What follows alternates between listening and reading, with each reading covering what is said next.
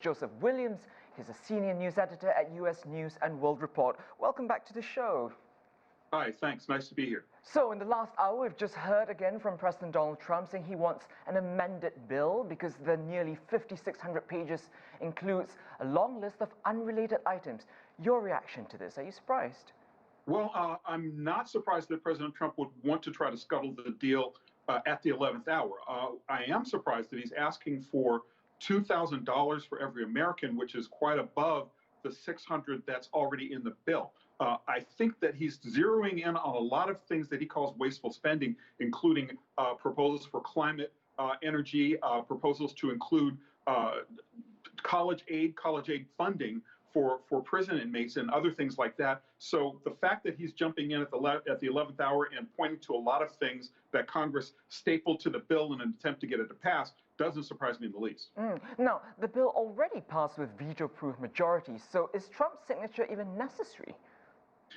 It is in a way. Republicans want his signature on the bill so they can have cover for a bill or for an action that they really didn't want to do, which is spend money and provide relief to a lot of Americans. Not to mention the fact that President Trump is an active player in Georgia politics. One of the reasons the bill, which had been a dead letter for most of the summer, most of the year, Republicans didn't want to spend more money on COVID-related relief. One of the reasons why it was revived is because of the election in Georgia, the special election that could determine control of Congress. As you know, a lot of President Trump's fans are in that state, and a lot of them are hanging on his every move. And if he agrees and gives the thumbs up on this package, it plays to the advantage of Senators Kelly Loeffler and David Perdue, and it gives Republicans more of an edge in winning that election. A political move. Now, the coronavirus relief bill itself is the product of months of wrangling. I mean, we've been following it. Why so long? What were some of the big sticking points for Democrats and Republicans, and how did they come to a compromise? Well, the Democrats in May, after the first round of coronavirus relief was passed in May, looking to see its expiration date in late July and in December, the Democrats, anticipating those expiration dates, decided to pass a $3.1 trillion deal. But that was a non-starter to Republicans because they feel like they had already passed the initial bill that added some $2 trillion to the federal debt.